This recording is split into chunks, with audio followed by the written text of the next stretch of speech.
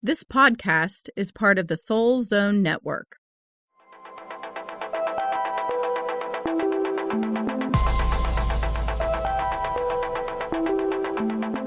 Hello, and welcome to the Butterfly Connection. Connecting your soul to source with Molly Rahe-Randall and Sara Courtney. We are all connected, and we are not alone. What if you could rebirth your soul, gain movement in your life, and reconnect with your authentic self? Join us each week as we connect with Source to answer the burning questions that lie deep within us and gain clarity and wisdom to soar to our greatest potential. It's time to fly.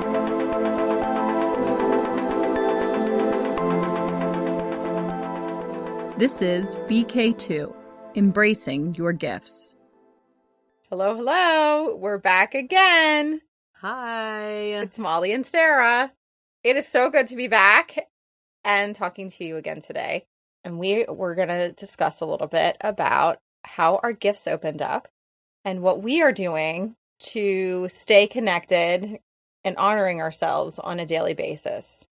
Right. It definitely isn't something that just magically happened overnight. It was quite the process for us to get to where we are at today. Yes. And I know we talked briefly about it in our first podcast, but, it was really interesting because once I really embraced all of these fabulous things that had been going on throughout my childhood, that's when things really started to open up. And when I finally said, I'm a medium, it was so interesting because literally my husband's cousin who had passed had come in. And the way my gifts started opening up is I felt the strongest. So I literally could feel his heart attack. I could feel what the feelings, like my ear hurt, my jaw hurt. I was feeling all these feelings. So as I described what I was feeling, that's how I first tried to deduce who is this that I'm talking to. And then the hearing part started to come in. And that's when he told me who he was. What was interesting for me, though, is the feeling part was so overwhelming that I almost couldn't even utilize any other senses. And speaking of utilizing senses, when people's gifts start opening up, it's not always the same way. There's these things called clairs. You can be clairvoyant. That's the ability to see. Clairsentient. Yes, clairsentient. That's the feeling. That's what I was feeling when you actually feel. There's claircognizant. Knowing. That's just know. You just know. So that's an interesting one because you could be talking to somebody and you all of a sudden are getting all of this downloaded information that you never even knew that you knew. That's really where claircognizance comes into play. And you literally, Sara and I have experienced this before where we just go, I don't know why I know that, but I just know it. Mm-hmm. We've briefly talked to you about clairvoyance, that's seeing. Clairsentience is feeling. Claircognizance is knowing. And last but not least, clairaudience. Yes. And that is something that I have experienced myself. It's like having a little radio in your ear. I hear words, and I've also physically heard, earthbound spirits before, and it's amazing how each one of us has a little bit of all of these senses. However, only maybe one or two are the stronger of all of them. Mm-hmm. And as you make your way through, figuring out which one is the most strong for you, then you can start to hone in on it and utilize it and be aware that it exists. And I think that's where it really started for me, because I really truly believe that I've always had these senses and always had clairaudient, but I never really understood what it was until someone pointed it out to me. And then at that point, I was completely aware of it. And I think that's when my gifts started to really open up in that way. And the other thing that I noticed as my gifts opened up is I was very much able to put it into words. I started to write, to journal, to have literal words come through my crown chakra all the way down through my throat and then directly out of my mouth, and becoming, so to speak, what's called a channel for that information. So that on top of the clairaudience were the two things that really began my journey into becoming more spiritually enlightened and awakened.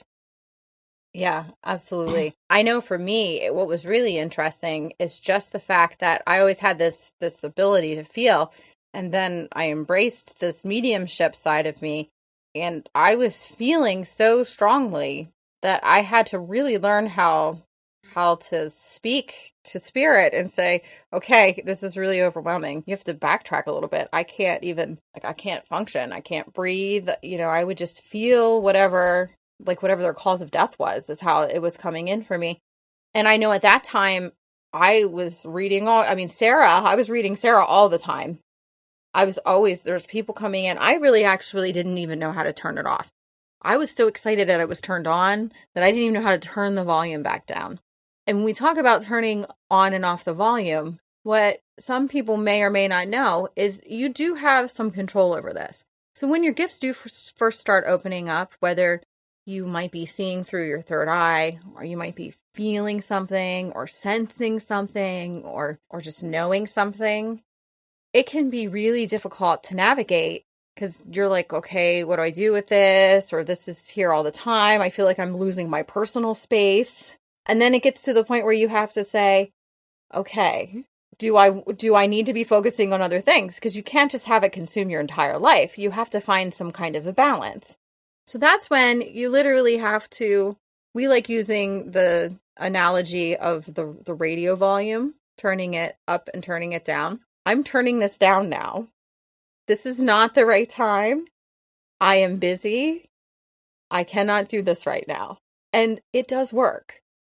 Right. It's like setting an intention, and it's taking over your own power. And it's also believing that you have the power to control things. And I know if I'm speaking for myself personally, I'm also an empath. And if you don't know what that means, being empathic is being able to tap into other people's emotions and feelings. And I have had anxiety my whole life, and I have always felt very overwhelmed in crowds and have almost felt like I couldn't breathe when I was around people. And for the longest time, I thought it was me, that it was something going on with me. And then finally coming to realize from friends, teaching me about what being empathic is, reading about it, that it isn't you, that the empathic thoughts that are happening are other people's stuff. And since you don't understand yet how to kind of put up a beautiful wall of light around yourself to kind of have that bounce off of you, it can overcome you and make you feel as though you have lost complete control. And so once I realized that my anxiety was triggered by these things and that my social fears were triggered, I started to say, hey, this is something that I can do something about. And through thoughtful process, be able to help, so to speak. Mm-hmm. Yeah, and this is one thing that's been so great about going on this spiritual opening journey with Sara, is we're both empaths. So, when you go into a room and there's someone in there that's maybe having a bad day or feeling depressed, and you walk in and you were happy, and then all of a sudden, a couple minutes later, you're going, why do I feel so depressed right now? Why do I feel so angry? Why am I feeling all these feelings? I didn't feel like that 5 minutes ago. If you don't have an understanding that, you have these empathic abilities to really tap into other people's energy and feelings, it can be extremely overwhelming because you think, what is wrong with me? I was happy. Now I'm not happy. What's going on? The beautiful thing is, once you can recognize what is happening, you do not have to lose yourself in those people's feelings. You can literally, before you walk in a room, close your eyes, and it's a really simple exercise. We're going to share it with you. You can walk in a room, you want to close your eyes, and imagine a big ball of gold light. And the gold light is not just surrounding you. You want to actually give some of that kinetic space, your personal space. You want to bring it out as far as you need to bring it out. And then once you imagine that you're in this big protective golden bubble of light, you can ask your guides and your angels for help with this as well. And even if you cannot hear them, they are listening. Always know they are always listening to you. When you ask for help, they are there. They're your support team. They got your back. It's amazing. So you go into this space, and then you want to imagine anybody else's emotions that are trying to, like, it's almost like darts. You're the target. The darts are heading your way. They can't head your way if you've got this bubble. Guess what's going to happen? They're going to bounce off. They bounce off and they bounce back to that person's space. This is amazing.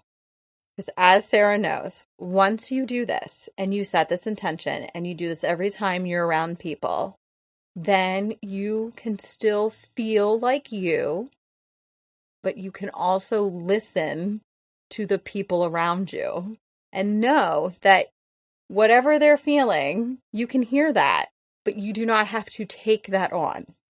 So that's not your responsibility to take on. I'm sure Sara probably has a story or two about how she's done this exercise and how much it's helped her. So I'm going to let Sara share her story. Well, first, I'd love to just explain, prior to me teaching privately, because I'm a music teacher and I now teach privately.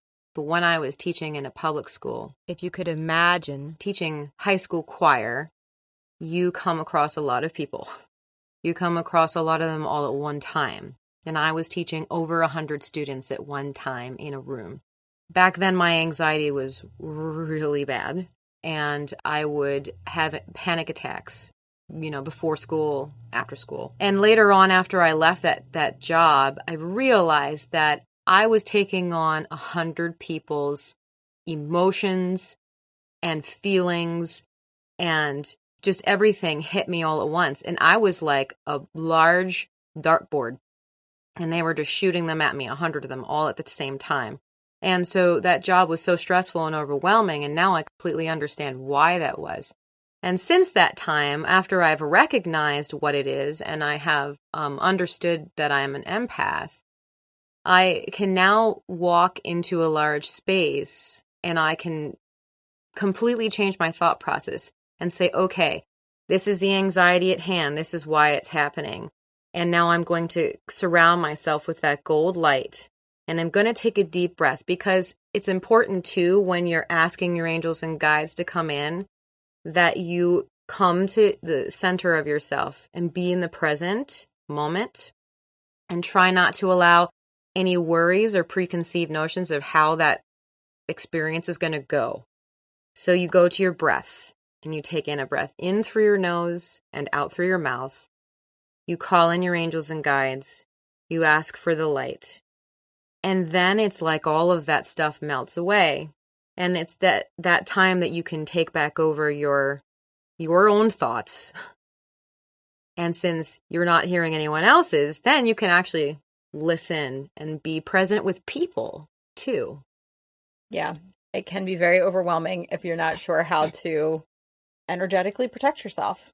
And I think too, even speaking about energetic protection, sometimes when our gifts are opening, if we don't have the ability to connect with someone who is already had this experience or in this experience, it can be a little bit scary. Sometimes society puts this concept on that spiritual gifts do not come from light and do not come from a source. And that is far from the truth. Far, far from the truth. Sara and I, everything we do, we are always connecting with our angels and our guides. And they are there. And that's one thing that you want to remember, that when you start to feel or are feeling your gifts opening up, you always want to be keeping a direct line to your spirit guides and to the angels and to Source, because they are all there to protect you and to help lead you in the direction that will help you to live your best life. And again, it's about intention and manifestation. So part of coming into your gifts is also letting go of fear. It's letting go of all of the ideas and the things that, you've experienced or heard other people have said to be true, and kind of wipe those away. And also understanding that by manifesting what it is that you want out of your gifts, and you setting your intention that this is what you want to be doing, that is a very powerful thing, because it literally raises your vibration, the energy of yourself. And then it's like you raise yourself up above all of that stuff, and you're looking down at the world from a cloud, so to speak. So it's important to understand that manifesting what you want and manifesting it with positive intention, knowing that you're always going to have your spiritual team and you're always going to be connected to source, and that nothing can ever change that. Absolutely. And also remember, all of these feelings that you start to feel as you are embracing your gifts, or as you're trying to figure out what it is that's going on, we have all been there. We have all felt that. Sara and I have dealt with fears.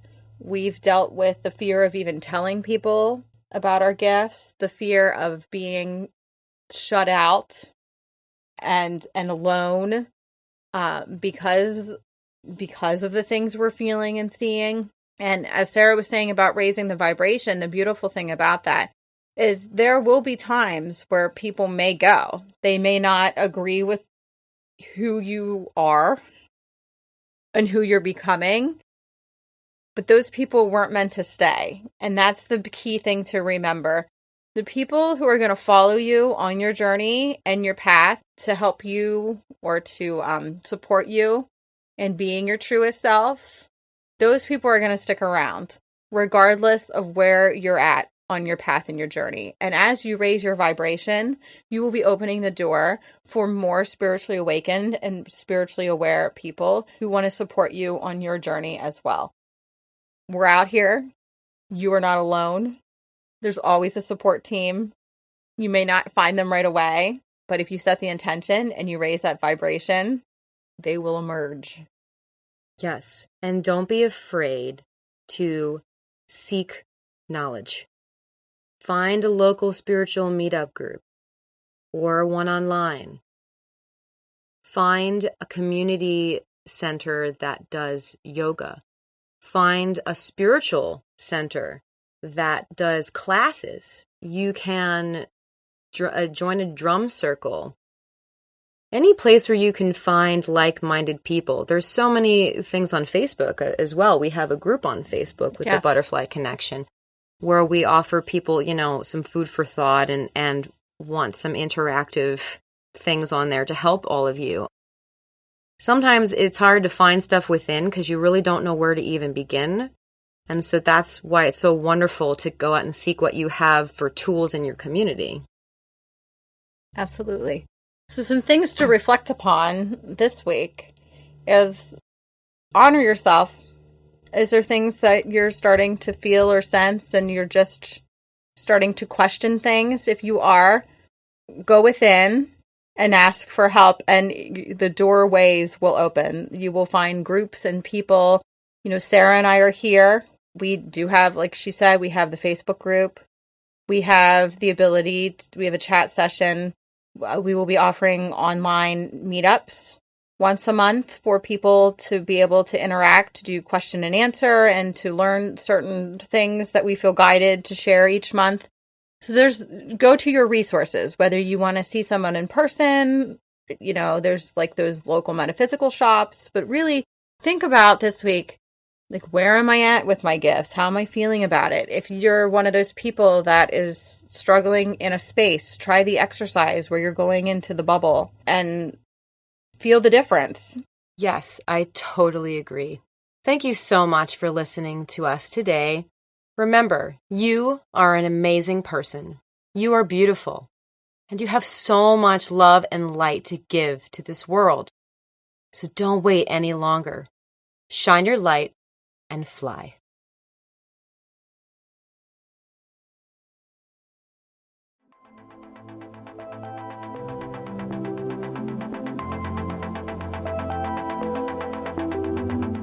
Thank you for listening to The Butterfly Connection with Molly Rahe-Randall and Sara Courtney.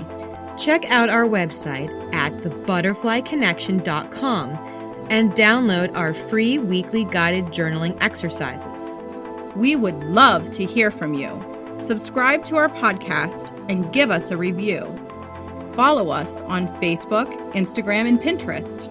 And join us next week for another soul-connecting conversation.